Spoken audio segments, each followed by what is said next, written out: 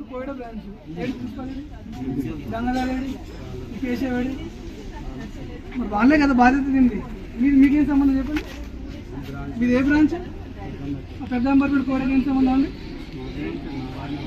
అవునండి, నిన్న మీరు మాట్లాడితే లంచ్కి వెళ్ళండి సార్ బయటకు ఆయన అడగమన్నారు మేమే వచ్చింది. మరి ఈ బ్రాంచ్ పెద్ద అంబర్పేట కదా, కోయడ మీకు సంబంధం లేదు.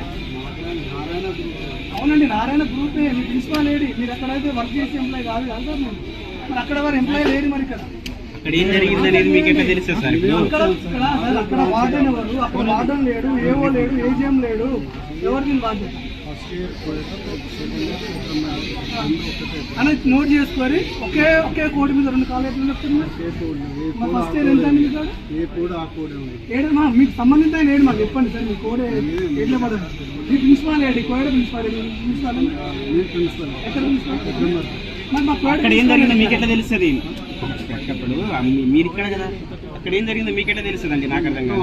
వాళ్ళు అర్థం కదా రావాల్సింది. మీరు ఎట్లా వస్తారు? మాట్లాడితే మధ్యాహ్నం పోతున్నా సార్, మళ్ళీ రానన్నా బ్రాంచ్ అవును సార్. మీరేమన్నా మీరు ఆడనే ఉన్నారంటే ఏడున్నారు? ఇక్కడ రావాలి కదా, ఇక్కడ రావాలా? ఇక్కడండి నేను మధ్యాహ్నం మీరు ఏమన్నా లేదండి, నేను బయటకు పోతున్నా. విషయం అది కాదు. మీరు ఎందుకు వచ్చారు అనేది కాన్సెప్ట్.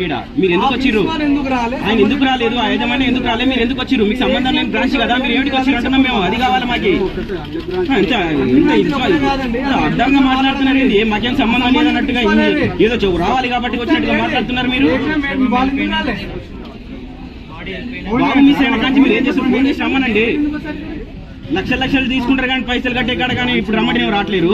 మీ బ్రాంచ్ ఎట్లా సార్? ప్రిన్సిపాల్ కాదు, మీరు ఏజీఎం కాదు, ఆ బ్రాంచ్ కాదు కదా, మీరు కోయడ కాదు కదా. మీరు లాస్ట్ ఇయర్ చంపేది కదా. ఏం మాట్లాడతారు సార్? మీకు తెలియదు ఏమన్నా? 2 బ్రాంచ్లు ఒకటే సార్. అవును, ఎట్లుంటుందయ్యా? ఎట్లుంటుందండి? నాకు అర్థం కాదు.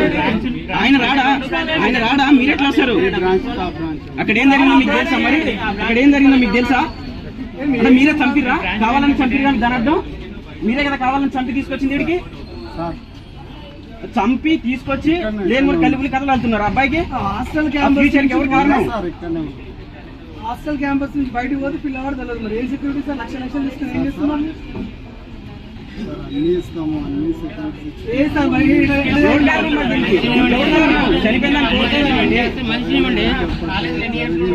అది కాదండి, అన్ని సెటిల్మెంట్ చేస్తే మనిషిని ఇవ్వండి.